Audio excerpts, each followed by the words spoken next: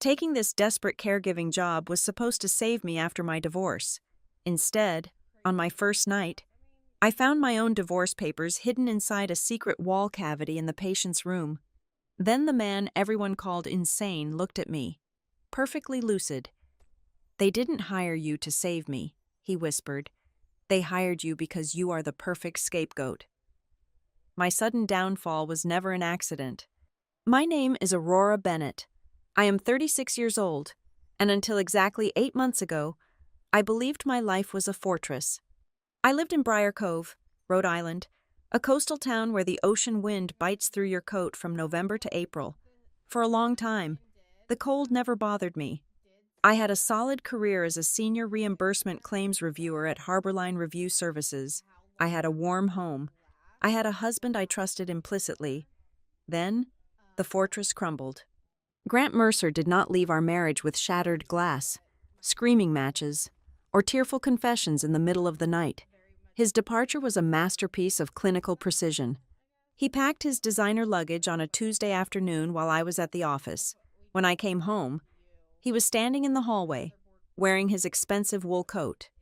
"This is not working anymore," Grant said, his voice as flat as a dial tone. "I have made arrangements." He had indeed made arrangements. Grant took the bulk of our liquid savings, transferring them to accounts I could not access because he had carefully restructured our finances over the preceding 12 months. He took the mutual clients we had entertained in our living room. He took the entire social network we had built over 7 years of marriage. He walked out the door, and the silence he left behind was heavier than any argument could have been. But the divorce was only the first blow. The true devastation came 3 weeks later at Harborline. I was called into the Human Resources office and presented with an internal audit file. Someone had flagged a series of vague financial discrepancies in the accounts I managed. There was no hard proof of embezzlement, no police involvement, but the implication was a heavy, suffocating cloud. The management offered me a choice: resign quietly or face a prolonged public investigation. I chose to resign, believing I could easily find another position with my pristine track record. I was incredibly naive. The corporate world in Briar Cove was small and deeply interconnected. Whenever I applied for a new position, the background checks returned with mysterious red flags. I was blacklisted. My professional reputation was incinerated, leaving me completely unhireable in the only industry I knew. The descent was rapid and merciless. I had to vacate the comfortable house Grant and I had leased. I packed my remaining life into cardboard boxes and moved to a deteriorating apartment on the east side of town. The building smelled permanently of boiled cabbage and damp drywall. The heating system was a joke, leaving me to sleep in my winter coat on the worst nights. I began the humiliating ritual of selling my possessions to survive. My grandmother's silver tea set went to a pawn shop for a fraction of its worth just to cover the minimum payment on my credit card. I sold my designer work bags, my winter boots, and eventually my wedding ring, pouring the meager funds into the gaping maw of my divorce lawyer's retainer and the predatory loan I had taken out just to replace the transmission on my 10-year-old sedan. Every single day was a battle I was losing.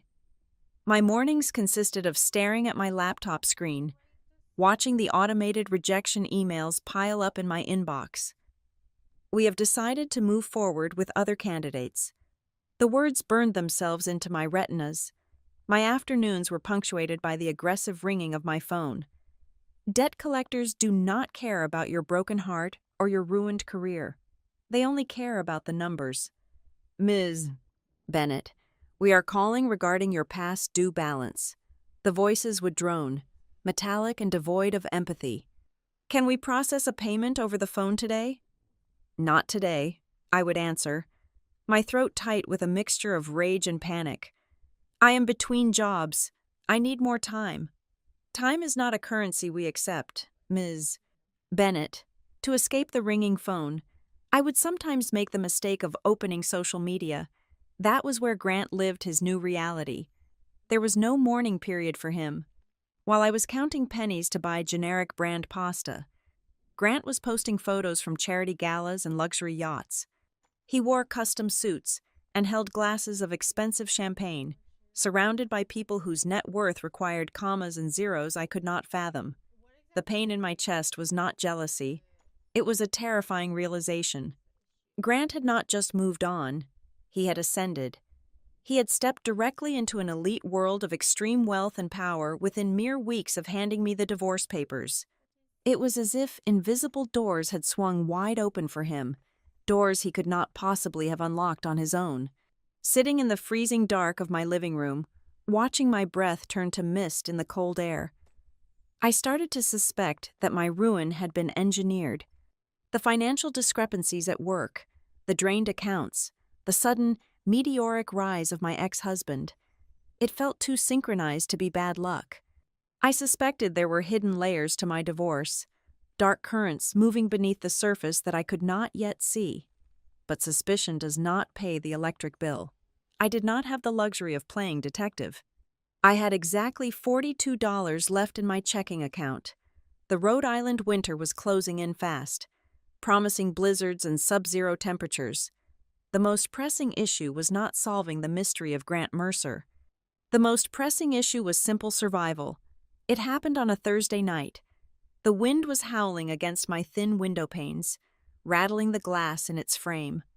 I was wrapped in a blanket, endlessly scrolling through a specialized job board on my laptop. I had expanded my search far beyond financial review, looking at anything that offered a paycheck. Retail, janitorial work, data entry. Nothing was biting. Then, my eyes caught a listing that stood out from the dreary gray text of the other advertisements. It was not posted by a company, but by a private agency representing a high net worth family. The title read, "Live-in behavioral caregiver required. Immediate start." I clicked on the link. The description was sparse but intense. The position required residing at a private, isolated estate. Absolute discretion and a signed non-disclosure agreement were mandatory.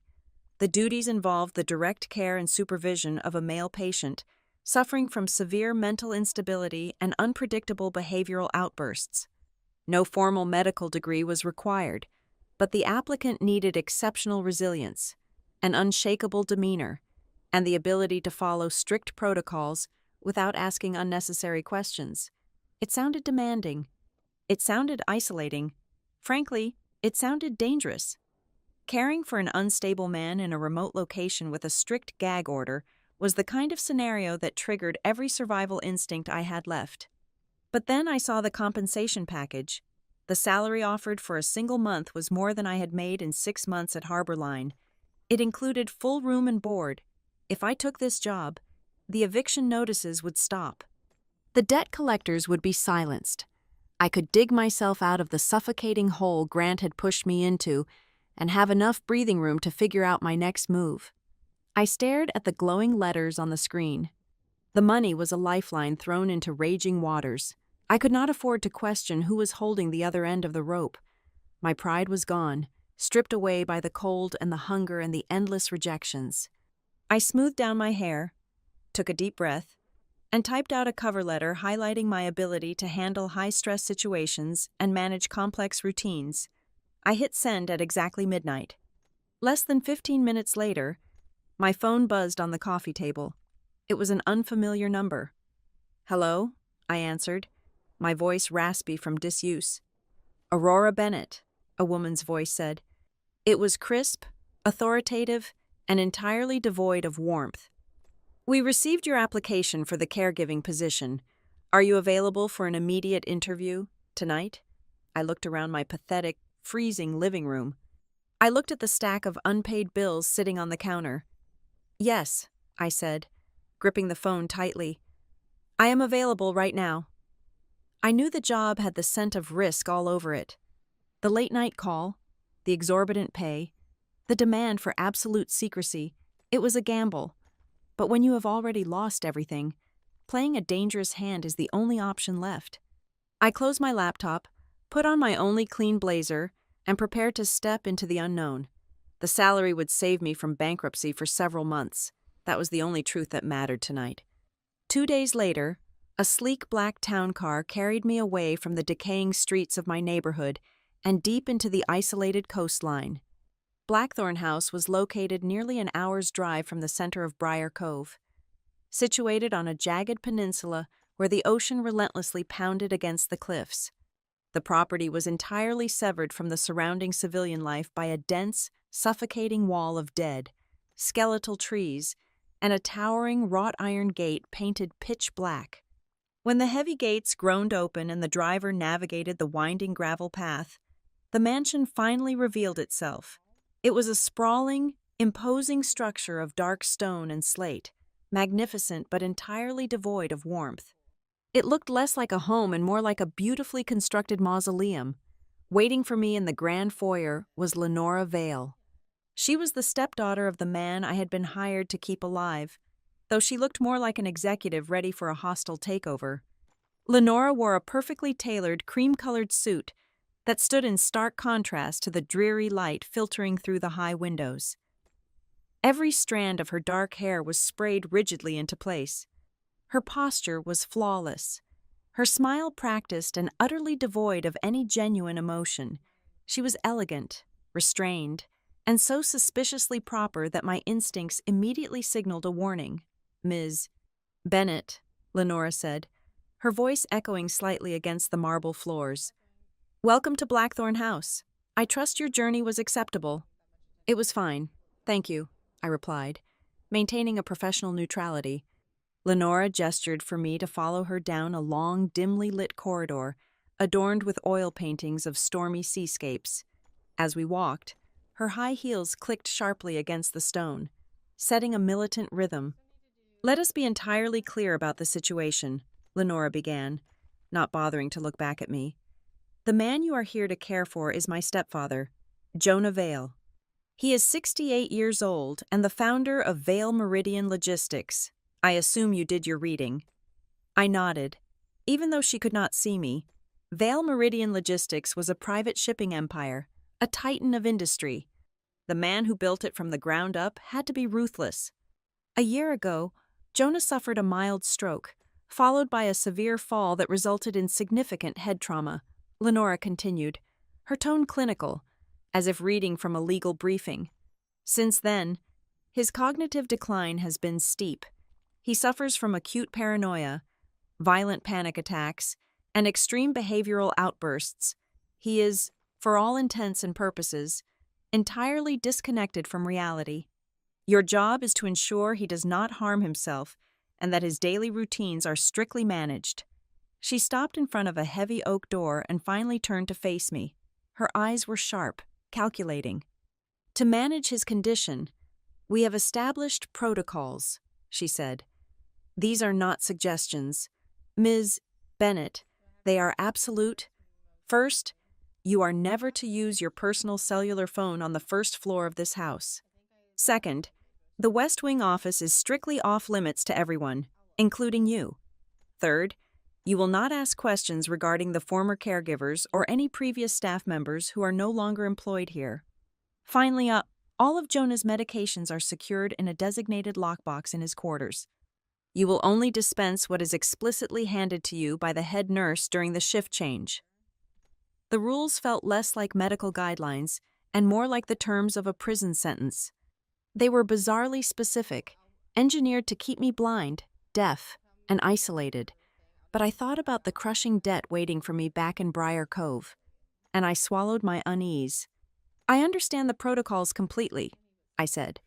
Lenora offered a tight, bloodless smile. "Good. Let me introduce you to the core staff before you meet the patient." We entered a massive, spotless industrial kitchen where two people stood waiting. The first was an elderly woman in a neat gray uniform. Lenora introduced her as Marta Quinn, the head housekeeper who had been with the estate for decades. Marta wiped her hands on her apron and offered a small, trembling smile. Her eyes darted toward Lenora, then back to me. She opened her mouth slightly, and for a fleeting second, she looked utterly desperate to tell me something. But the moment evaporated under Lenora's chilling presence, and Marta snapped her mouth shut, retreating into silence.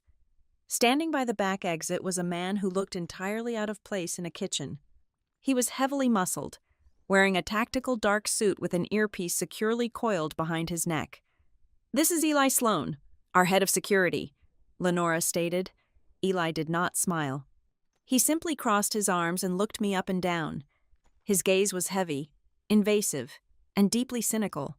He analyzed my posture, my cheap coat, and the exhaustion clinging to my face. He looked at me the way a gambler looks at a losing racehorse, silently calculating exactly how many days I would last before I broke. "Follow me," Lenora commanded, turning sharply on her heel. "It is time you met Jonah." We ascended a grand sweeping staircase and walked down another long hallway until we reached the east wing. Lenora pushed open a set of heavy double doors, leading us into a stunning glass-enclosed sunroom that overlooked the churning gray ocean. Sitting in a reinforced armchair facing the glass was Jonah Vale. He looked frail, wrapped in a thick wool blanket despite the controlled heating of the room. His white hair was tangled and overgrown, framing a face lined with deep, exhausted crevices. One of his hands rested on the armrest, trembling with a slight, continuous tremor. He looked exactly like a broken, hollowed-out old man waiting for the end. But as our footsteps echoed on the hardwood floor, Jonah turned his head. For 3 brief seconds, our eyes locked. In that minuscule fraction of time, I saw an intelligence so sharp and piercing it nearly made me gasp. The fog of dementia, the vacant stare of the broken patient, it was entirely absent. Behind those tired eyes was a mind calculating, assessing, and fiercely alive. It was a predator's gaze, locked inside a failing cage. Then, as quickly as it appeared, the sharpness vanished. Jonah's eyes widened in sudden, manufactured terror. He lunged forward, his trembling hand swatting violently at the small table beside him. A heavy crystal water glass shattered explosively against the floor, sending jagged shards and icy water flying across the polished wood. "Get out!" Jonah roared, his voice a gravelly, thunderous explosion that shook the glass walls. "Who is she? Who sent her?" "Get her out of my house!" He began to thrash in his chair, kicking at the blankets, his face twisting into a mask of pure, unadulterated madness. It was a terrifying spectacle, perfectly aligning with every rumor of his mental collapse. I instinctively took a step back, my heart hammering against my ribs. I glanced at Lenora, expecting her to intervene, to call for medical assistance, or at least to show a shred of concern for the man she called family. Lenora did absolutely nothing. She stood perfectly still, her hands clasped elegantly in front of her. She was not looking at her thrashing stepfather. She was looking squarely at me. Her dark eyes tracked my flinch, my breathing, the way my hands curled into fists at my sides. She was studying me under a microscope. This entire introduction was not a test of Jonah's stability. It was an audition to see how I handled the chaos. "That is quite enough for today," Lenora said smoothly, her voice cutting through Jonah's screaming without raising an octave. "We will try again tomorrow when he is sedated." She turned to leave, expecting me to follow immediately. I took one last look at the shattered glass on the floor and began to back out of the room. Just before I crossed the threshold, Jonah stopped thrashing. The screaming ceased as if a switch had been flipped. While Lenora was facing the hallway, Jonah turned his head slightly over his shoulder. He threw a single, fleeting glance in my direction. It was short, freezing, and terrifyingly lucid. It was a look that carried the weight of 1,000 unspoken warnings, a silent transmission tearing through the staged madness. It told me that the shattered glass, the screaming, the insanity, it was all a performance. And as I followed Lenora down the dark, silent hallway, the suffocating realization settled into my bones. The real danger in Blackthorn House was not the insane man I was hired to protect. The real danger was the terrifyingly sane people who had trapped him here. Sleep was an absolute impossibility. The coastal wind slammed against the reinforced glass of my bedroom window, a relentless, howling barrage that sounded like something trying to break in. But the storm outside was nothing compared to the suffocating atmosphere inside my quarters. Every shadow cast by the heavy mahogany furniture felt deliberate. Every stretch of silence felt engineered. I lay rigid on the unfamiliar, overly firm mattress, staring at the ceiling as the antique clock down the hall chimed 11 times. The sheer proximity to the man next door kept my nerves frayed. My bedroom shared a connecting door with his suite, locked from his side but inherently vulnerable. I kept waiting for the screaming to start again. It happened exactly midnight. A sound so minute I almost convinced myself it was just the massive house settling against the wind. A faint, sharp metallic scrape. It did not come from the hallway. It did not come from the adjoining door. It came from directly behind the solid oak headboard of my bed. I threw off the heavy duvet and crept out of bed, the polished floorboards freezing against my bare feet. I pressed my ear against the intricate wood paneling of the wall. There it was again, a distinct click, followed by the soft hum of displaced air. I ran my fingertips over the carved grooves of the wainscoting, searching blindly in the dim moonlight filtering through the storm. About 2 feet above the floorboards, my nail caught on a seam that felt unnaturally smooth. It was not a decorative line, it was a structural gap. I pressed my palms flat against the adjacent panel and pushed sideways. The wood resisted for an agonizing second before sliding open with a soft, well-oiled whisper. It revealed a narrow, pitch-black cavity. I reached for the small emergency flashlight I kept in my travel bag and clicked it on. The thin beam cut through the darkness, illuminating a space that was entirely unexpected. It was not a dusty crawl space filled with asbestos and forgotten pipes. It was a narrow, meticulously maintained service corridor, a hidden artery running between the walls of the estate. More chillingly, directly behind my headboard was a built-in observation alcove. A small wooden stool sat in front of a narrow brass grate that looked directly into the adjacent suite, right at Jonah Vale's bed. Someone had been using this space to watch him in the dark, but the viewing grate was not what made my blood run cold. Stacked neatly on a built-in wooden shelf to my left were several thick manila folders. I pulled the top 3 down, my hands trembling violently in the freezing air of the corridor. The first folder contained old medical charts, dense with pharmaceutical jargon and psychiatric evaluations. The second folder was thicker, containing heavily redacted incident reports involving previous caregivers, terminated without cause, breached confidentiality, unstable behavior. The reasons for their sudden departures were varied, but the pattern was undeniable. None of them had lasted more than 3 weeks. Then, I illuminated the third folder. The breath left my lungs in a violent, silent rush. Printed in bold, black letters across the tab was my own name. I opened it, my hands shaking so badly the thick papers rattled against each other. This was not a standard employment background check. This was a complete, invasive autopsy of my ruined life. The first page was a pristine copy of my divorce decree, highlighting the exact lack of spousal support. The second page was a comprehensive credit report, circling my overwhelming debt in bright red ink. I flipped the page and felt a sickening wave of nausea wash over me. There were printed copies of my internal disciplinary file from the firm back in Briar Cove. How had they obtained that? It was strictly confidential, locked behind corporate firewalls. Further down was a printed copy of an email I had sent exactly 9 days ago, applying for a desperate, entry-level accounting job at a tiny boutique firm. I had used a private, encrypted server on my personal laptop. Yet here it was, along with the subsequent rejection letter. They knew I was drowning. They knew exactly how much water I had swallowed. They had tracked my desperation down to the very minute. I was not hired because I was qualified. I was hired because I was completely, utterly isolated. Tucked into the back pocket of the folder was a small, ragged piece of notebook paper. The handwriting was sharp, erratic, and deeply indented, as if written in a frantic hurry by a previous occupant of this room. I shined the light directly onto the words. If you find this place, check the night medication. Do not drink anything they bring up. You found it faster than the others. The voice came from the dark. It was low, steady, and entirely devoid of the manic screaming I had witnessed hours earlier. I spun around, dropping the file onto the wooden floor. Jonah Vale stood in the doorway of the hidden passage, where it connected to his own room.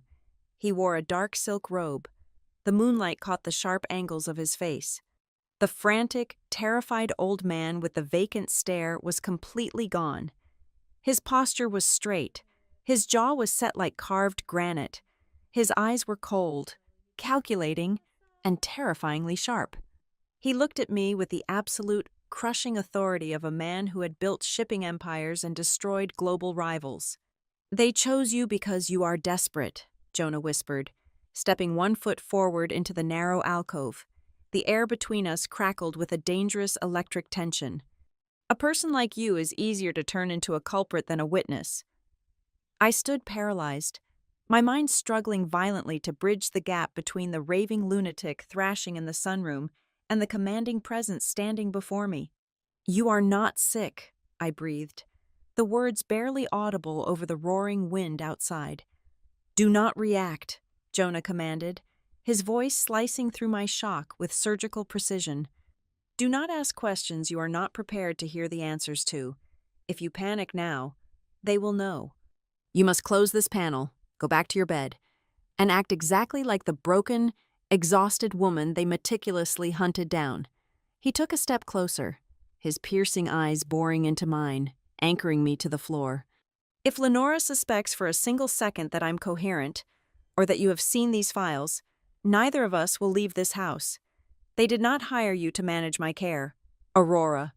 They hired you to take the fall when I finally die." Before I could form a single word in response, Jonah retreated into the heavy shadows of his suite. The hidden door clicked shut behind him with quiet, absolute finality. I was left completely alone in the freezing, hidden corridor, clutching the metal flashlight so tightly my knuckles ached. The storm raged against the stone walls of Blackthorn House, but the true terror was locked inside with me. I carefully gathered the spilled papers, ensuring they were perfectly aligned. I returned the files to the exact spot on the shelf, stepped back into my bedroom, and slid the heavy wooden panel shut. I climbed back into the cold bed, staring up at the pitch-black ceiling as the wind howled outside. The fear of caring for a violent, insane patient had vanished entirely. It was replaced by a horror infinitely more profound. I had not found a lifeline to save me from my ruined marriage. I had walked straight into a meticulously designed slaughterhouse, and I was the bait. The morning light was harsh, offering no comfort as it spilled across the stone floors. I forced my hands to remain steady as I carried the breakfast tray upstairs at exactly 8 o'clock in the morning. Inside the suite, Jonah Vale was already awake, sitting near the window. He did not look at me with the piercing clarity of the previous night. Instead, his shoulders slumped, his jaw hung slack, and he mumbled incoherently about shipping routes from 30 years ago. When I offered him the bowl of oatmeal, he knocked the spoon away with a clumsy, weak swipe, splattering it across his lap. "I do not want it," Jonah whined, his voice thin and petulant. I glanced toward the open doorway. Eli Sloan was standing there, his arms crossed, watching my reaction. I swallowed my pride, grabbed a linen napkin, and began to clean up the mess with the quiet, defeated compliance of a woman who desperately needed her paycheck. Jonah kept up the act flawlessly, and I played my part right alongside him.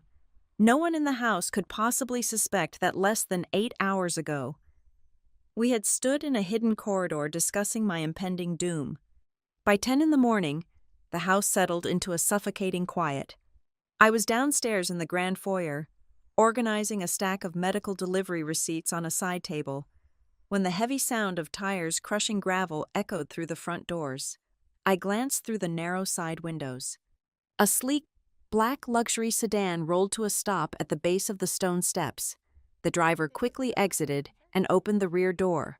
The man who stepped out wore a tailored charcoal overcoat that fit him perfectly. His posture was casually arrogant, his movements smooth and practiced. I would recognize the slope of those shoulders and the sharp profile anywhere on earth. It was Grant Mercer, my ex-husband. All the air instantly evaporated from my lungs. My hands gripped the edge of the mahogany table so hard my joints screamed. I stepped back into the shadow of the staircase, my mind reeling in violent disbelief. What was he doing here? This was a remote fortress on the edge of the Atlantic, miles away from the corporate high-rises of the city. The heavy oak doors swung open.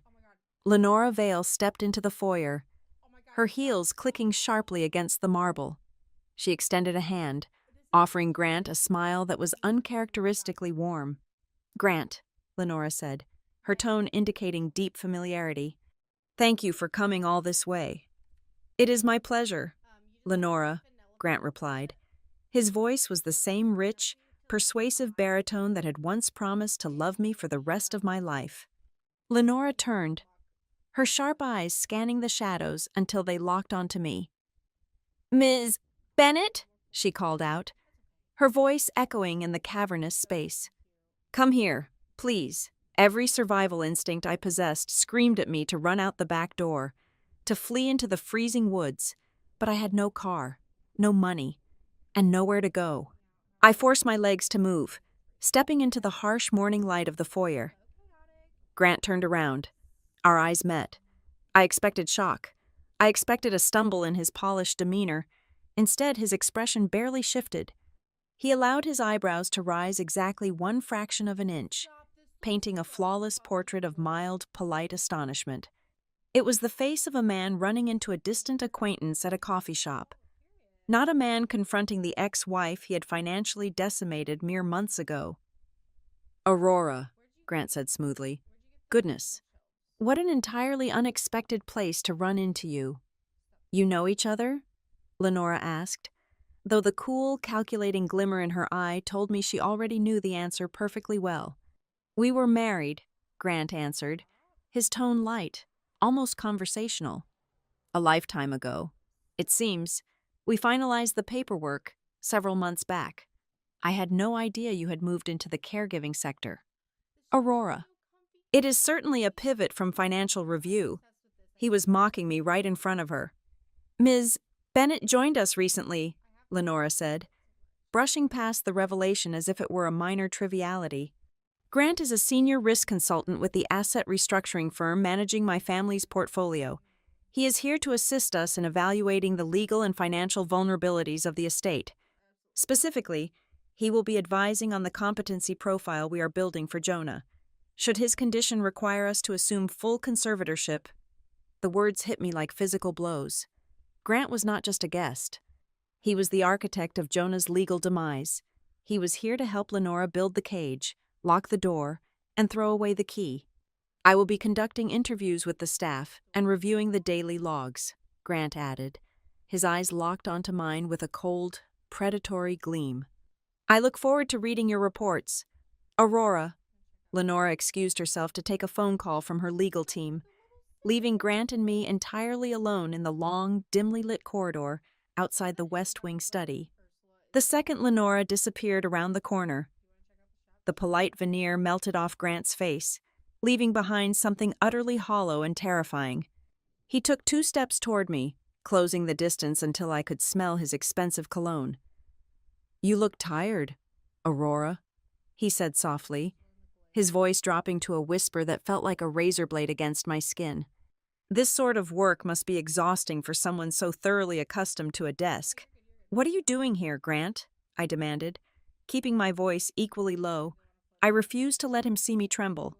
He smiled, a slow, patronizing curving of his lips. "I am doing my job. I advise high-net-worth clients on mitigating catastrophic risks. And currently, a violently unstable man controlling a massive logistics empire is a very large risk." "You planned this," I said, the horrific realization settling heavily into my chest. "You did not just leave me. You destroyed my career on purpose." Grant tilted his head, feigning innocent concern. "You destroyed your own career, Aurora. Those audits were quite damning. It is a tragedy you had to sell your grandmother's silver just to make the minimum payment on your credit card. I believe your deficit was hovering around $25,000, was it not? The legal fees alone must have been crushing." My breath hitched. He knew the exact numbers. Those were details I had discussed with absolutely no one. They were buried in the file I had found hidden behind my bedroom wall the night before. "You gave them my file," I whispered, the blood rushing in my ears.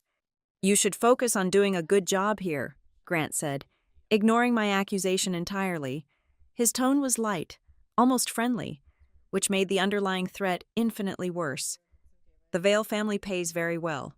You need the money. It would be a profound mistake to ask questions that do not concern you, or to cause any unnecessary trouble. Your past is not nearly clean enough to survive another scandal. If you fail here, there is no safety net left to catch you.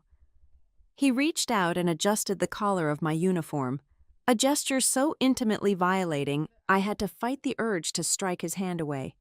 Just keep your head down. Feed the old man his pills, and collect your paycheck, Grant murmured. Do that, and perhaps you will survive the winter. He turned and walked toward the study, leaving me standing frozen in the silent corridor. My mind violently pieced the jagged fragments together. Grant had not simply abandoned our marriage to chase a wealthier lifestyle. He had been embedded in Lenora Vale's financial network long before he ever packed his bags. The missing savings, the sabotage of my professional reputation, the swiftness of his ascent into elite circles.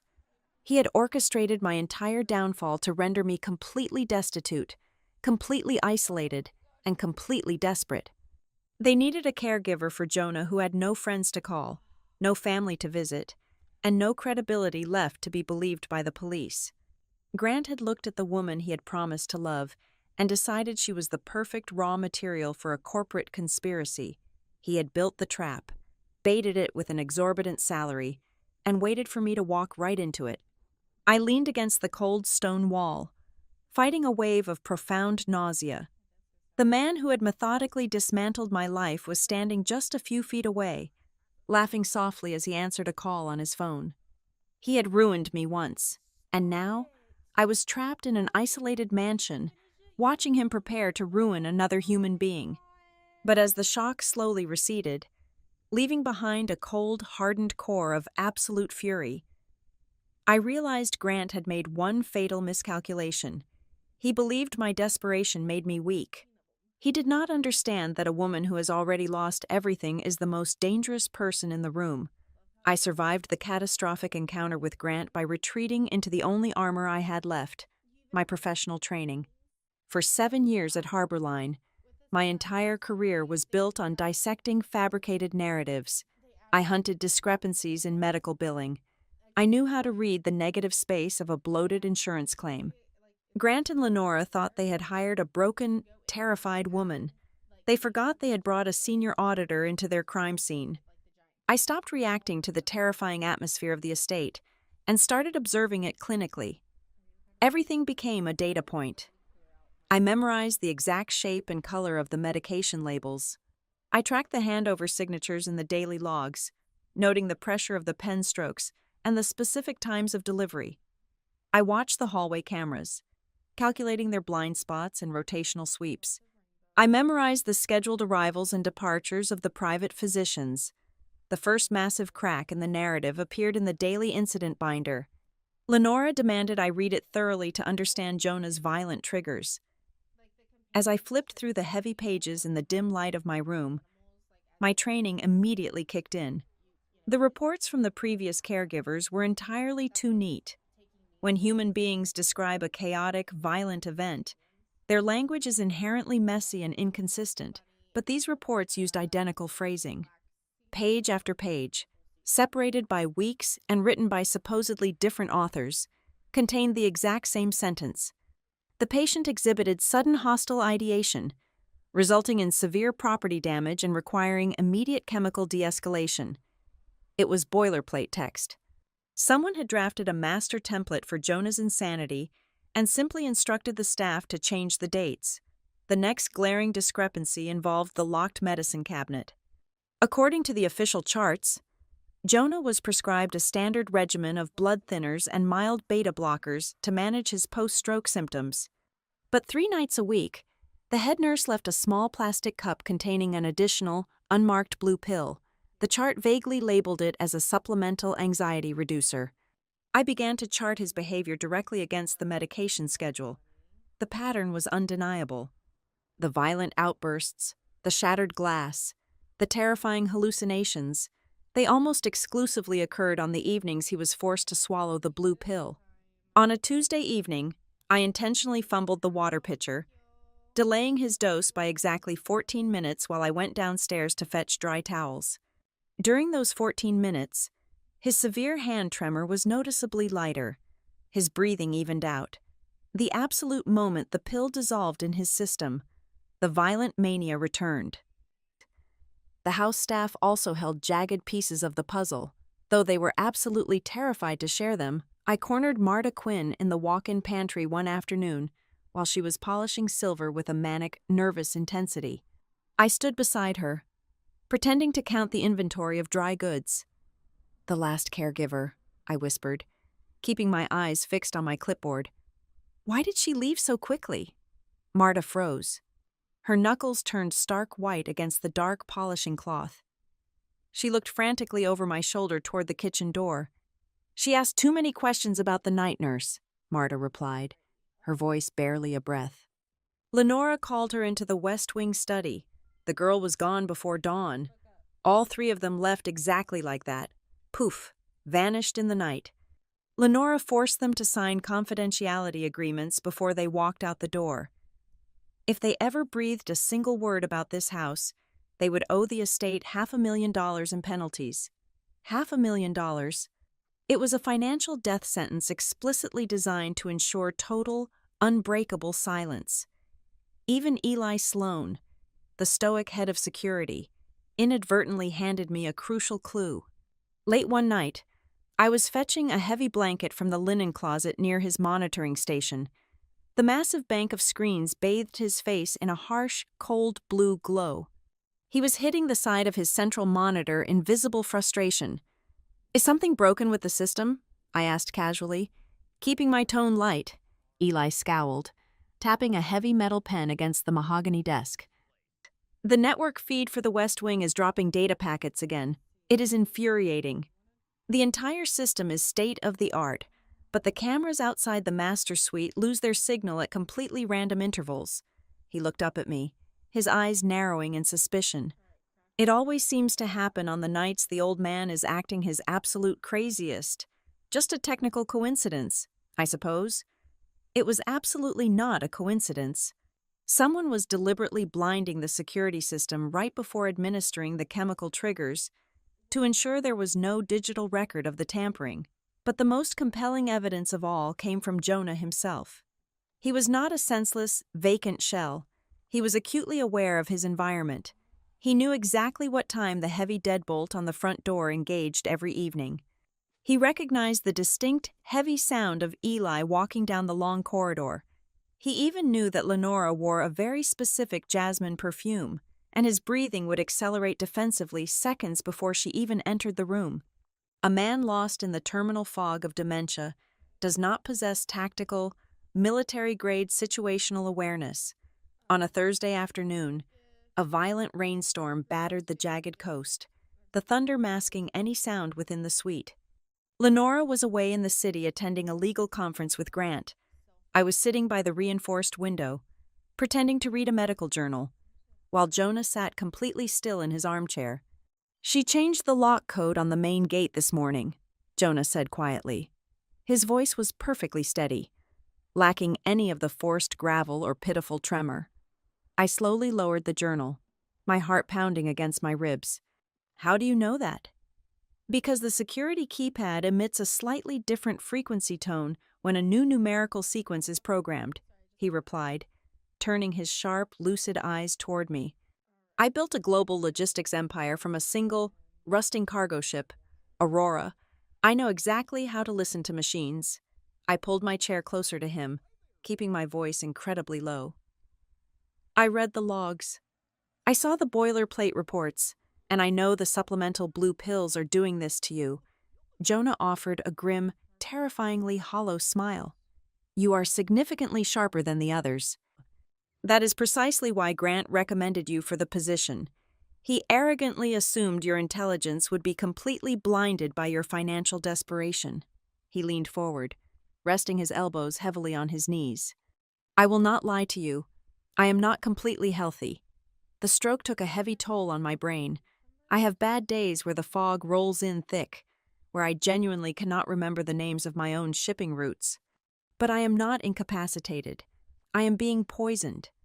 The synthetic drugs they slip into my nightly regimen artificially induce the violent psychosis. Why? I asked, though I could already see the dark edges of the true motive forming in my mind. Lenora already lives here. She has unrestricted access to the family wealth. This is not about the money sitting in the bank accounts, Jonah explained, his eyes burning with a fierce, suppressed rage. This is about Vale Meridian logistics. In exactly 6 weeks, the corporate board of directors is voting on a massive international merger. It is a hostile acquisition by a foreign conglomerate. I have blocked it successfully for 3 consecutive years. I hold the controlling proxy vote. If I am declared legally incompetent by a medical board before that meeting, my voting rights automatically transfer to my next of kin. He looked toward the locked, heavy oak door, his jaw tightening into rigid lines. Lenora does not just want my house. She wants to sell my entire legacy to the highest bidder for a massive payout. And your former husband is the architect building the precise legal framework to make it happen without triggering an SEC investigation. I sat back against my chair, the sheer, staggering scale of the conspiracy washing over me. Grant and Lenora were orchestrating a corporate coup worth billions of dollars, using a chemical straitjacket to neutralize the only man standing in their way. I was no longer just a desperate woman trying to keep a paycheck to survive the winter. Every observation I recorded, every delayed pill, every hushed conversation in the pantry was pulling me deeper into a terrifyingly high-stakes war. I was meticulously gathering the ammunition to destroy the people who had callously destroyed me. But as the coastal storm raged outside, rattling the glass, I realized a terrifying truth. If they discovered my silent investigation, I would not just lose my job, I would lose my life. I began to test the perimeter of my cage. Using the meticulous auditing skills I had honed over 7 years at the firm, I started to alter my daily routines in ways that seemed accidental but were highly calculated.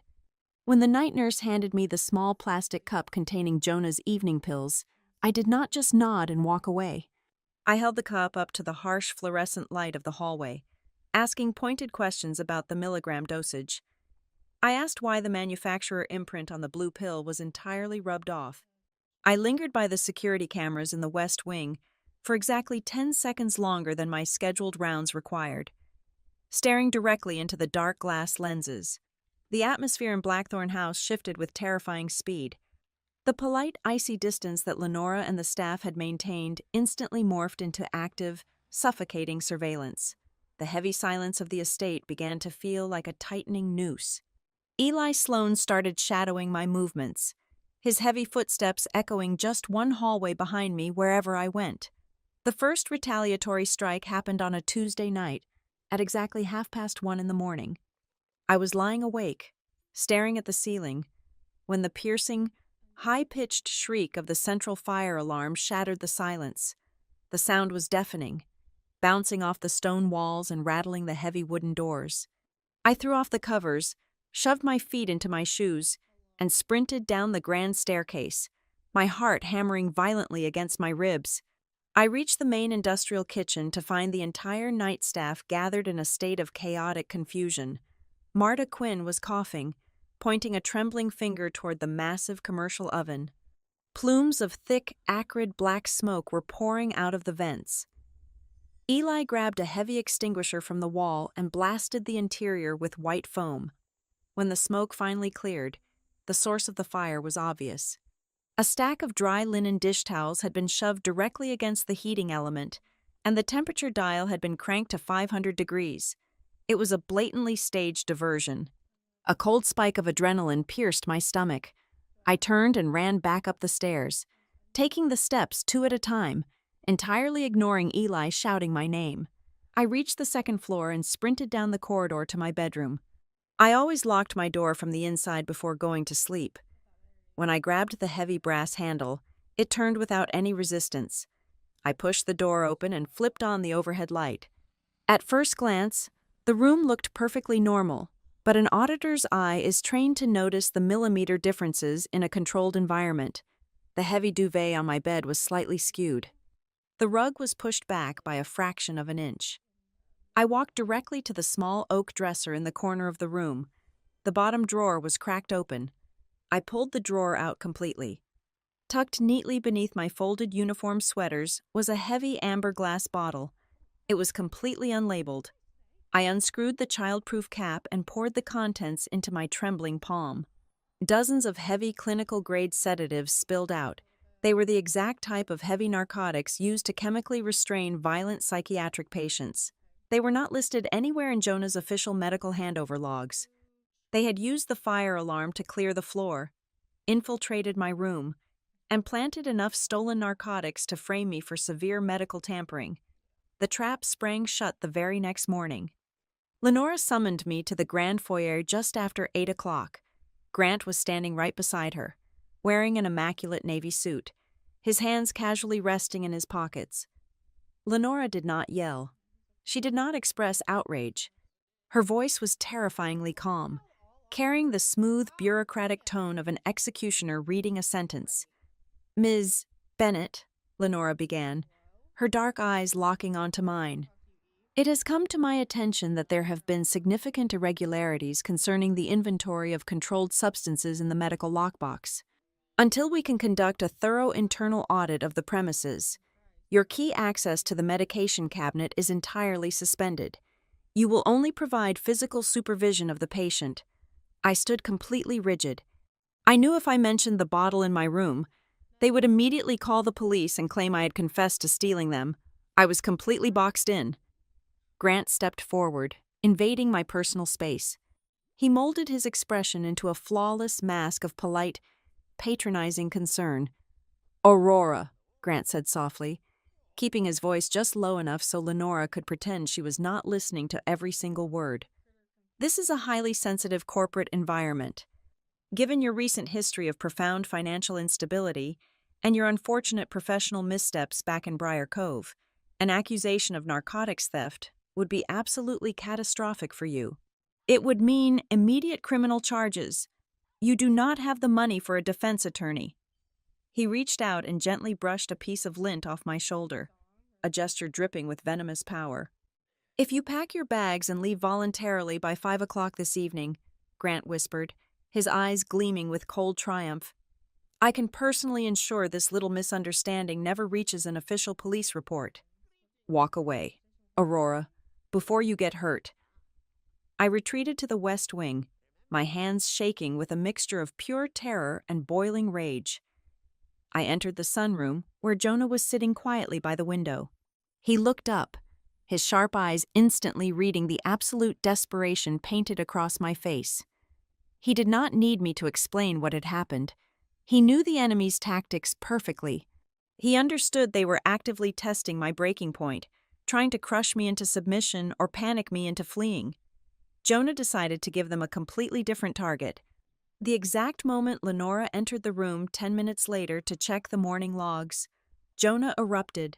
It was not his usual trembling, pathetic paranoia. It was an explosion of raw, calculated violence.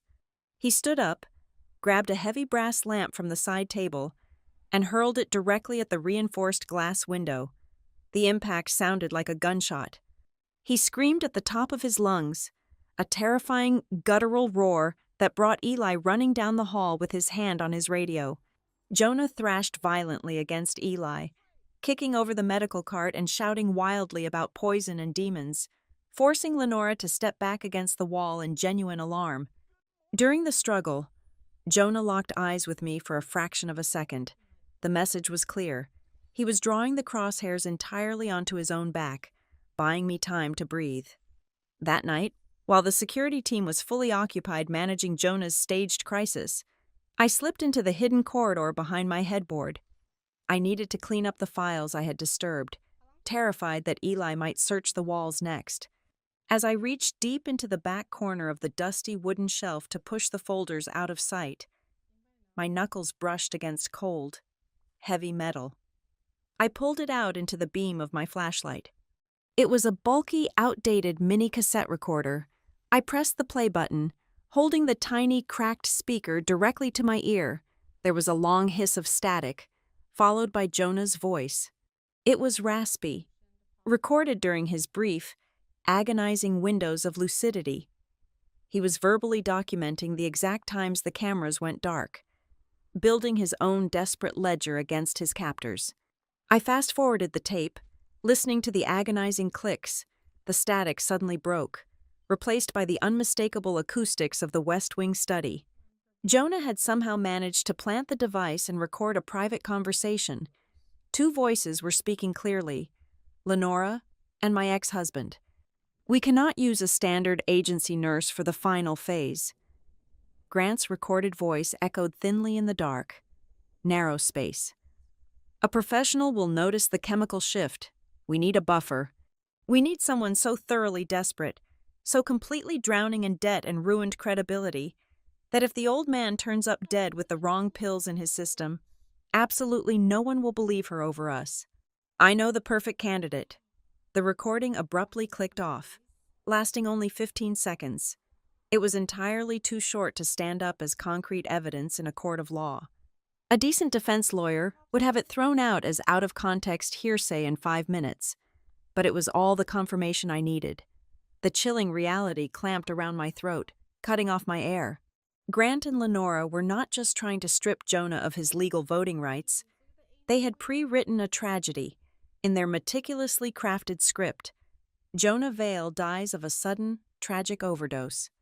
The newly hired, financially ruined, disgraced ex-wife is found with stolen sedatives in her room. She takes the absolute fall for criminal negligence, or worse, manslaughter. Lenora inherits the empire. Grant gets his massive consulting payout, and I rot in a state penitentiary. For the first time since my divorce, the blinders fell completely away. If I made a single misstep, if I played my hand even a fraction of a second too early, I would not just lose this miserable job. I would lose my freedom. I was the final, perfect scapegoat for a billionaire's coup. But as I clutched the heavy metal recorder in the dark, the fear finally burned away, leaving behind a cold, absolute resolve. I was done running. The hidden service corridor behind my bedroom wall became my war room. Over the next 48 hours, while the rest of the house slept under the heavy blanket of the coastal fog, I sat on the cold floorboards with a single flashlight, spreading the contents of my own surveillance file across the dust. I needed to understand the exact architecture of my ruin. I started cross-referencing the documents Grant and Lenora had compiled on me with a crumpled fax transmission I had managed to slip out of the West Wing trash bin earlier that afternoon. The fax was a preliminary legal outline for the transfer of Vale Meridian Logistics. As I traced the lines of corporate ownership, a single entity kept emerging from the dense legal jargon: Marrow Peak Holdings. It was a newly incorporated shell company registered in Delaware, shielded by layers of anonymous proxy directors. According to the fax, this was the exact entity positioned to acquire a massive, controlling stake in Jonah's shipping empire the very moment the medical board declared him legally incompetent to manage his own affairs. Lenora was not just taking over the family business. She was quietly selling a massive portion of it to Marrow Peak Holdings in exchange for absolute, untouchable liquid wealth. But that was not the discovery that made my blood freeze in my veins. I turned my attention back to my own financial autopsy in the manila folder. I looked at the routing numbers and the obscure subsidiary firms associated with the aggressive debt collection agencies that had purchased my ruined credit lines. I looked at the corporate umbrella of the consulting firm Grant had suddenly joined right before he handed me the divorce papers. The parent company of Grant's new firm was Marrow Peak Holdings. The parent company of the agency holding my highest credit deficit was Marrow Peak Holdings. The papers slipped from my trembling fingers. The sheer, terrifying scale of the betrayal slammed into me with the force of a freight train. Grant had not simply fallen out of love and left me to seek a wealthier lifestyle. He had not stumbled into Lenora Vale's lucrative orbit after our divorce. He had been embedded deeply within her financial network for over 14 months. My sudden, catastrophic downfall was not collateral damage. It was the crucial first phase of their corporate strategy. The fabricated accounting errors that destroyed my reputation at Harborline Review Services, the meticulously drained joint bank accounts, the sudden acceleration of my debt. Grant had orchestrated every single detail to ensure I would be entirely destitute right when Lenora needed a completely isolated, vulnerable scapegoat to take the fall for Jonah's impending demise. I was not a victim of a bad marriage. I was a casualty of a corporate acquisition. The next afternoon, the house was eerily quiet. Grant had returned to the city to finalize the medical conservatorship filings, and Lenora was locked in the West Wing study. I brought Jonah his afternoon tea, ensuring the hallway was completely empty before I softly clicked the heavy door shut. Jonah was sitting upright, his eyes clear and sharp. The chemical fog from the previous night had lifted, leaving him tired but profoundly lucid. I sat on the edge of the velvet armchair opposite him and told him exactly what I had discovered about Marrow Peak Holdings and Grant's involvement in my ruined life. Jonah did not look surprised. He simply stared out at the churning gray ocean, his hands folded neatly in his lap. "I built a kingdom from rust and salt water," Jonah said quietly, his voice carrying the heavy, bitter weight of decades. "But I was not a good king. You must understand that. Before you risk your freedom to help me, I was ruthless. I treated my competitors with absolute cruelty, and I treated my family exactly the same way." He turned to look at me, and for the first time, I saw genuine, unshielded regret in the sharp lines of his face. "Lenora's mother married me when Lenora was 10 years old," Jonah continued. "I demanded complete control over everything, their finances, their social circles, their futures. I used my wealth as a weapon to keep them entirely dependent on me. When Lenora showed a brilliant aptitude for the logistics business, I dismissed her. I told her the shipping industry was built by ruthless men, and she was simply too emotional to sit at the head of the table. I humiliated her in boardrooms. I actively crushed her ambition for 20 years because I could not tolerate sharing power." His confession shifted the entire landscape of the war I was fighting. Lenora Vale was not a cartoonish, one-dimensional villain greedily plotting in the shadows. She was a woman forged in the freezing furnace of Jonah's own patriarchal arrogance. She truly believed she deserved the shipping empire because she was the only one who had survived his psychological warfare. In her mind, Jonah was not a victim. He was a symbol of a domineering, oppressive generation of men that desperately needed to be eradicated. She was simply using the exact same ruthless tactics he had taught her, tearing down the glass ceiling by burying the man who had built it. "She thinks she is correcting a historical wrong," I whispered, finally understanding the cold, absolute certainty in Lenora's eyes. "She does," Jonah agreed, a grim smile touching his lips. "She believes this hostile takeover is poetic justice, and perhaps, in a vacuum, she is right. But the men she invited into this house to help her build the guillotine do not care about justice." He was talking about Grant. My ex-husband was entirely different from Lenora. Lenora was driven by decades of deep, familial resentment and a twisted desire for validation. Grant was driven by something infinitely colder and vastly more dangerous. He did not have any emotional stakes in the Vale family legacy. He did not care about breaking glass ceilings or rectifying past emotional abuse. Grant possessed a pure, sociopathic ambition. He loved the meticulous mechanics of destruction. He loved the intoxicating thrill of standing at the absolute peak of a mountain built entirely on the shattered lives of other people. He had looked at our marriage, at the vows we took, and calculated my exact market value as a disposable asset. He enjoyed breaking me. He enjoyed watching me sell my grandmother's silver. He enjoyed the polite, mocking conversation in the hallway where he threatened to send me to a state penitentiary. The cruelty was not just a means to an end for Grant. The cruelty was the reward. I looked down at my hands. They were calloused from the grueling physical labor of the past few weeks, the nails clipped short, stripped of any polish. A month ago, I was a terrified, weeping woman begging debt collectors for a few more days to pay a utility bill. I was paralyzed by the shame of my failed marriage and my ruined career. But sitting in the quiet sunroom of Blackthorn House, bathed in the pale winter light, the last remaining shreds of that frightened woman completely dissolved.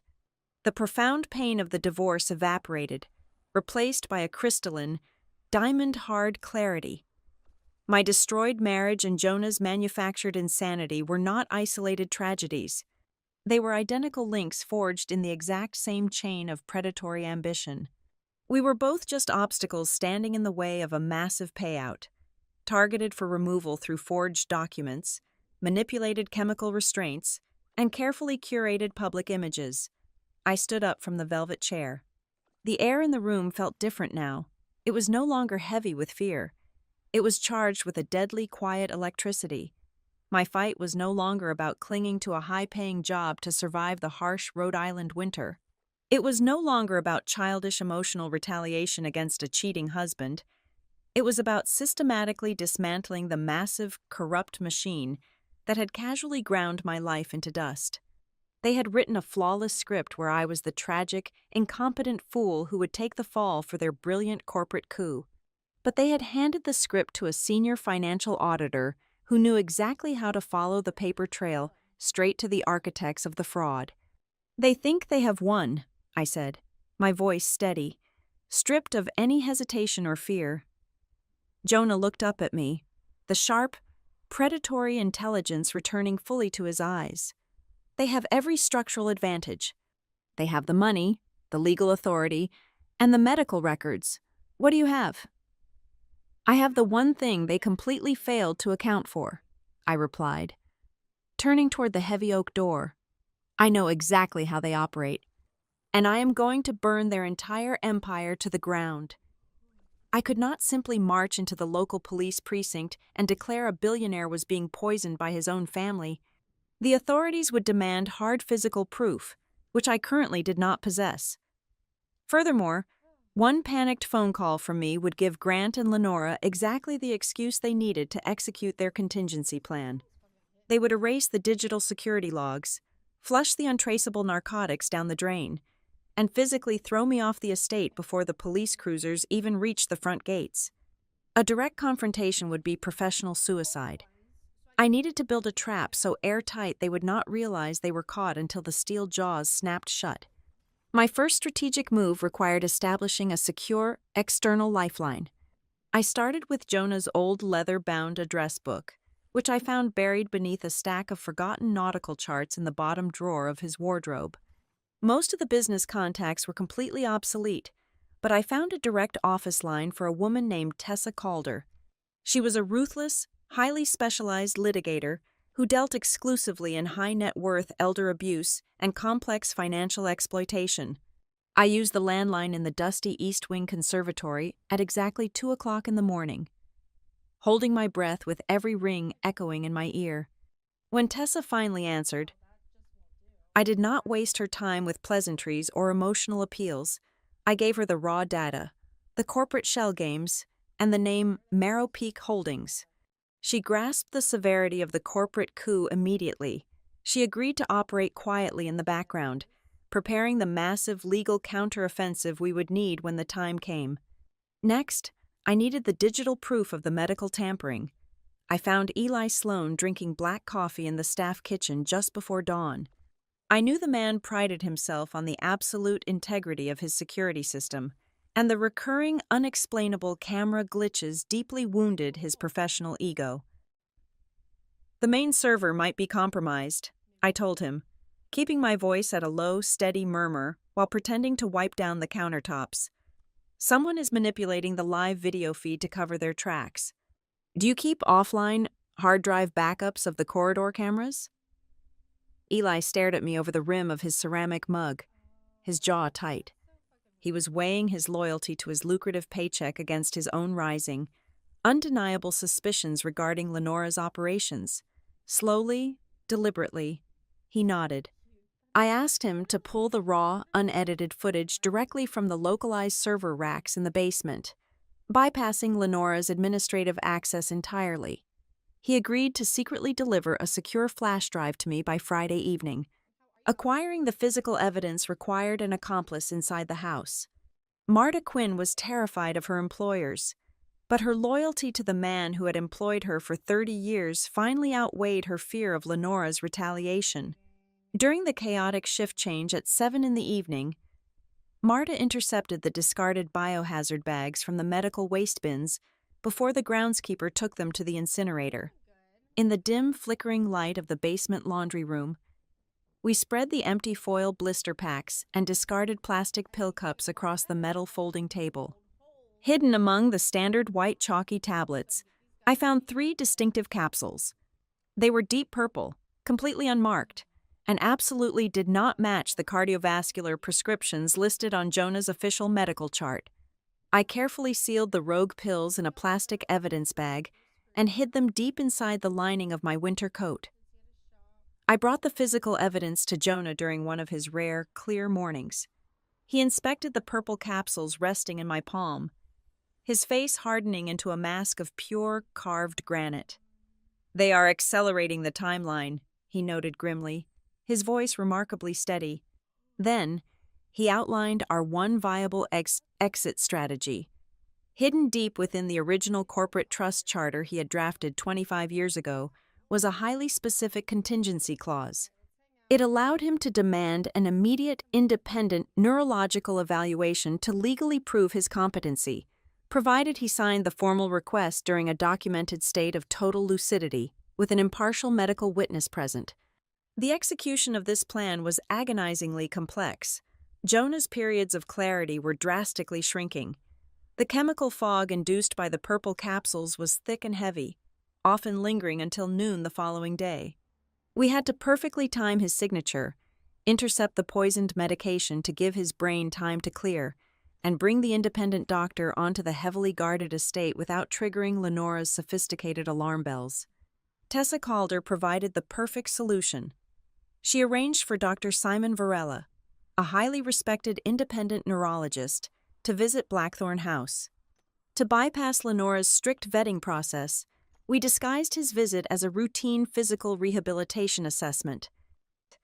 He was scheduled to arrive on Thursday afternoon, supposedly to evaluate Jonah's mobility and adjust his physical therapy regimen after a minor muscle strain.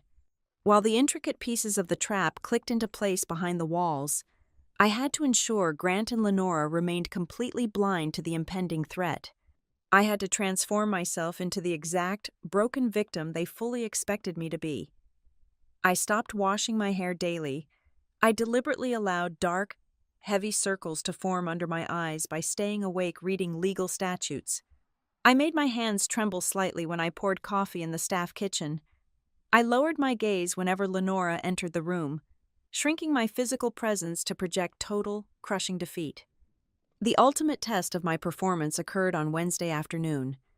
I was carrying a stack of folded linens down the main hallway when I saw Grant walking toward me, engrossed in a financial report on his tablet. I intentionally clipped the edge of the mahogany side table, sending the heavy white towels tumbling across the polished stone floor. I scrambled to my knees to pick them up, my shoulders hunched in an exaggerated display of frantic submission. Grant stopped walking. He looked down at me from his towering height, his expression morphing into a mask of supreme, victorious pity. "You look utterly exhausted, Aurora," Grant said smoothly, casually adjusting the cuffs of his expensive tailored shirt. "Perhaps this rigorous line of work is simply too demanding for someone of your fragile constitution.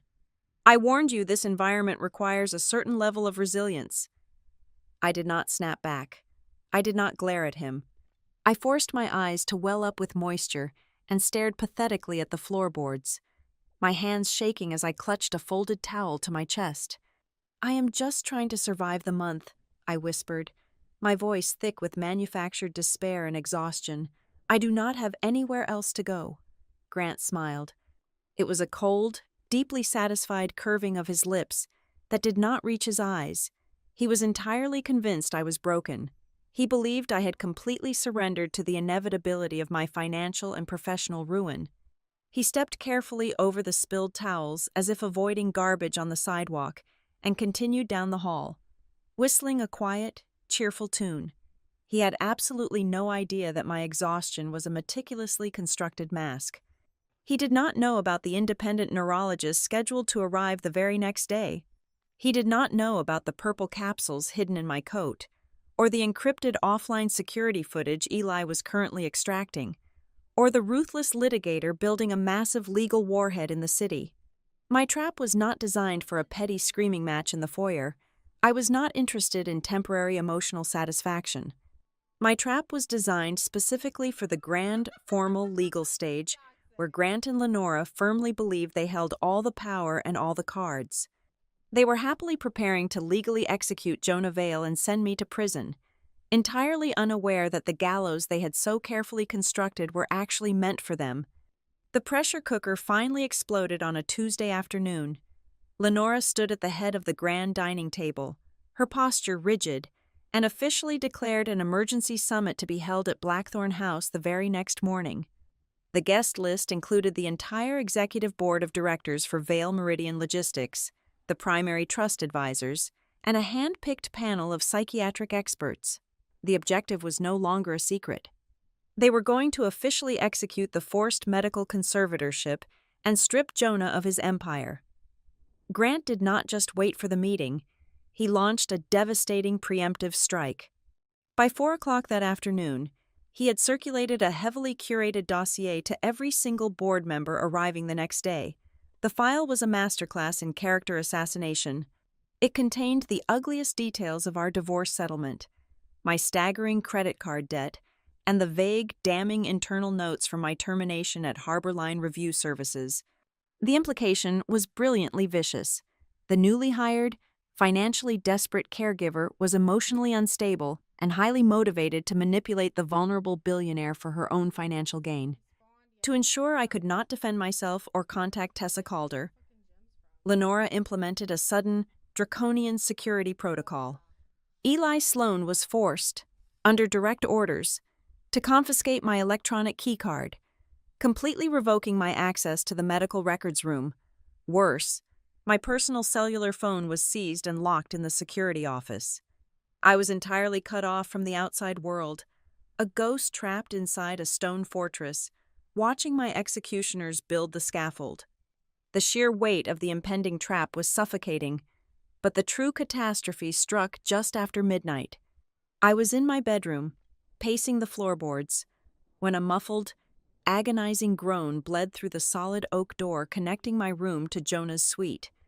I did not hesitate. I shoved the door open and rushed to his bedside. Jonah was clutching his chest, his face completely drained of color, his skin slick with a cold, terrifying sweat. His breathing was shallow and erratic. The lethal combination of the unauthorized purple synthetic sedatives and the crushing psychological stress of the impending corporate coup had finally pushed his weakened cardiovascular system past its breaking point. He was having a mild heart attack. Panic seized my throat. I stood frozen for 3 agonizing seconds, staring at a horrifying choice. The entire house was asleep. The security cameras in the West Wing were conveniently disabled for the night. This was my absolute last, golden window of opportunity to slip downstairs, pry open the central administration desk, and steal the finalized merger documents linking Lenora directly to Marrow Peak Holdings. If I ran now, I could secure the final nail in their coffin, but if I left Jonah alone, he would die in this bed before dawn, and all the evidence in the world would not matter. I chose the man over the mission. I ran to the wall intercom and smashed the emergency button connecting directly to Eli's underground quarters. "Medical emergency in the master suite," I shouted into the speaker. "Do not call the local paramedics. Call Dr. Simon Varela immediately. Use the burner phone number I gave you." Eli arrived in less than 2 minutes, his tactical training overriding his usual stoicism. He helped me elevate Jonah's legs and administer a crushing dose of pure oxygen from the emergency medical cart. Dr. Simon Varela, who had been secretly stationed at a motel just 10 miles down the coastal highway in preparation for the morning meeting, arrived 20 minutes later, slipping through the heavy iron gates Eli had quietly left unlocked. The room was a whirlwind of hushed, frantic medical intervention. Simon administered a fast-acting sublingual nitrate and hooked Jonah up to a portable electrocardiogram monitor. as the jagged green lines stabilized on the small screen. Simon picked up the plastic cup resting on the nightstand. It contained the dissolved residue of the purple capsule the night nurse had forced upon Jonah hours earlier. Simon held the cup to his nose, his brow furrowing in deep, professional alarm. "This is not a cardiovascular beta blocker," he whispered, turning his sharp gaze toward me. "This is a heavy, off-market neuroleptic derivative. It is designed to induce severe chemical dissociation. Given his prior stroke history, administering this compound is not just medical malpractice. It is attempted murder." My choice to stay had miraculously handed us our most powerful weapon. We did not just have a neurologist ready to testify to Jonah's fundamental cognitive competence. We now had an unimpeachable medical expert who had directly witnessed and identified the chemical poisoning in real time. As the chaotic adrenaline slowly receded from the room, leaving behind a heavy, exhausted silence, I stepped out into the dark hallway to retrieve fresh linens. A shadow detached itself from the alcove near the staircase. It was Marta Quinn. The elderly housekeeper looked terrified, her hands trembling violently as she thrust a small, yellowed envelope into my hands. "I hid this 10 years ago," Marta breathed, her voice barely a whisper against the howling wind outside. "I found it tucked inside the false bottom of the breakfast table right after the missus passed away.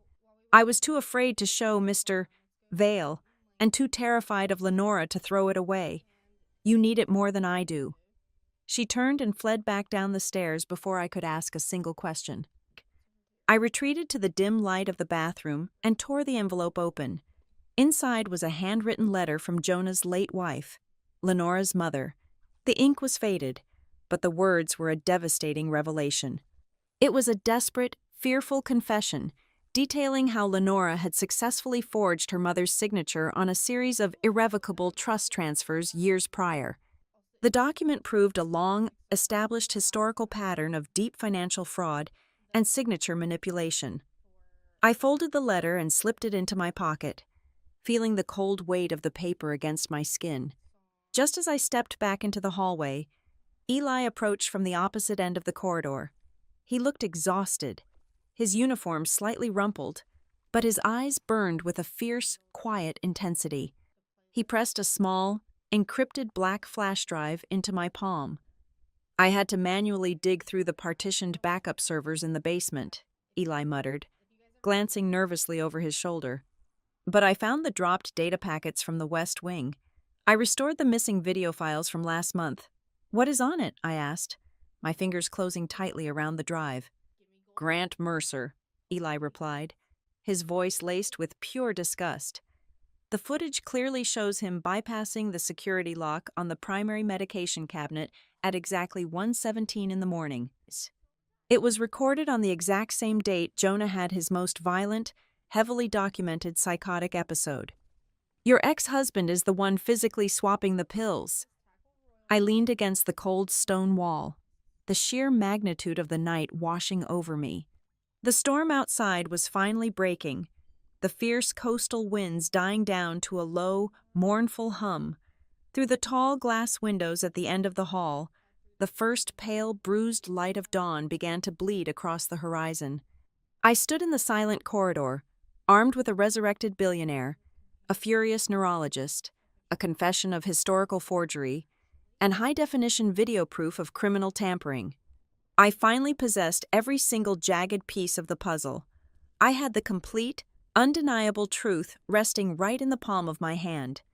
But as the sun began to rise over Blackthorn House, illuminating the sprawling, isolated estate, I knew that having the truth was only half the battle. Grant and Lenora had spent over a year building an impenetrable fortress of lies, backed by millions of dollars and an army of corporate lawyers. They owned the narrative. They owned the board of directors. The evidence burning a hole in my pocket was absolutely useless if I tried to present it in a quiet room, or to a local police officer they could easily buy off. To destroy the monstrous machine they had built, I could not just whisper the truth. I had to detonate it. I had to walk directly into the center of their perfectly orchestrated legal theater. Stand in front of the most powerful, the hardest people to sway they had invited, and force them to watch their entire empire burn to the ground. I walked back into Jonah's room. He was awake, his breathing steady, his eyes fixed sharply on the rising sun. I stood beside his bed, straightening my uniform, preparing for the war that was about to begin. The desperate, terrified woman who had arrived at this house was completely dead. I was ready. The grand library of Blackthorn House felt less like a meeting room and more like a courtroom designed for a swift, merciless execution. At exactly 10 o'clock in the morning, the heavy mahogany doors were sealed. Sitting around the massive antique table were the 7 executive board members of Vale Meridian Logistics, 2 senior trust advisors, and a heavily compensated psychiatric specialist Lenora had flown in from the city. I was instructed to stand in the far back corner of the room, positioned near the heavy velvet drapes like a piece of insignificant furniture. Lenora stood at the head of the table. She wore a severe, impeccably tailored black suit, projecting the image of a reluctant but deeply responsible daughter. "Thank you all for coming on such short notice," Lenora began, her voice a perfect blend of practiced sorrow and firm executive resolve. "We are here today to address a tragedy that can no longer be managed privately. My stepfather, Jonah Vale, has suffered a catastrophic, irreversible decline in his mental faculties. He has become violently erratic, entirely detached from reality, and poses a severe danger to himself and the staff. It is with a heavy heart that I must formally petition this board to support an immediate, involuntary medical conservatorship." The board members murmured in somber agreement. Then, Grant Mercer stood up. He buttoned his suit jacket, casting a fleeting, dismissive glance in my direction. He was playing the role of the objective third-party risk consultant to absolute perfection. To compound the tragedy of Mr. Vale's declining health, we must also address a critical security vulnerability, Grant stated smoothly, leaning his knuckles against the polished wood of the table. "Our internal audits have revealed severe irregularities regarding the patient's care. Specifically, we have reason to believe the current caregiver, Ms. Bennett, is profoundly unstable. She arrived at this estate carrying tens of thousands of dollars in personal debt and a documented history of professional misconduct. We suspect she has been manipulating the patient's confusion in a desperate attempt to extract financial favors." I stood perfectly still in the shadows. Grant and Lenora mistook my silence for the paralyzing terror of a trapped animal. They had no idea I was simply waiting for my cue. "Dr. Aris will now read his conclusive medical evaluation," Lenora announced, gesturing to her hired specialist. The doctor adjusted his glasses and opened a thick leather binder. Before he could utter a single syllable, the heavy library doors swung open with a violent crash that echoed off the high, vaulted ceiling. Tessa Calder strode into the room. She wore a sharp crimson trench coat and carried a massive leather briefcase. She bypassed the security guards entirely, marching straight to the center of the room. "This meeting is officially halted," Tessa declared, her voice cracking like a whip. "I represent Jonah Vale. I am serving formal legal notice of a sweeping injunction against this conservatorship proceeding. Backed by federal evidence of severe elder abuse, gross medical fraud, and a massive undisclosed financial conflict of interest." The room erupted into chaotic shouting. Lenora's face went absolutely pale. Grant took a step back, his polished veneer cracking for the very first time. "Who let you in here?" Lenora demanded, her voice losing its measured calm. "Security! Remove this woman immediately!" "Security works for the man who actually owns this house," I said. I stepped out of the shadows and walked directly to the table. I did not look at Lenora. I locked eyes exclusively with Grant. The arrogant, victorious smirk he had worn since the day he handed me my divorce papers completely vanished. "Ms. Bennett is not an unstable caregiver," Tessa announced to the stunned board of directors. "She is a senior financial auditor who has spent the last month documenting a coordinated criminal conspiracy." I unbuttoned my pocket and tossed the clear plastic evidence bag onto the polished mahogany table. The 3 unmarked purple capsules rattled against the wood. "Those are heavy, off-market neuroleptic sedatives," I stated clearly, my voice ringing out in the silent room. They were never prescribed to Jonah Vale. They were secretly substituted into his nightly regimen to intentionally induce violent psychosis. Grant lunged forward, his face flushed with panic. This is absurd. She is a disgruntled, bankrupt ex-employee planting fake evidence. She was fired for embezzlement. I was framed, I shot back, taking a step closer to him. Just like you are framing him. But unlike you, Grant, I actually keep my receipts. I pulled the small, heavy cassette recorder from my pocket and slammed it onto the table. I pressed the play button. In the absolute, breathless silence of the library, the recorded audio hissed, and then Grant's own arrogant voice filled the room.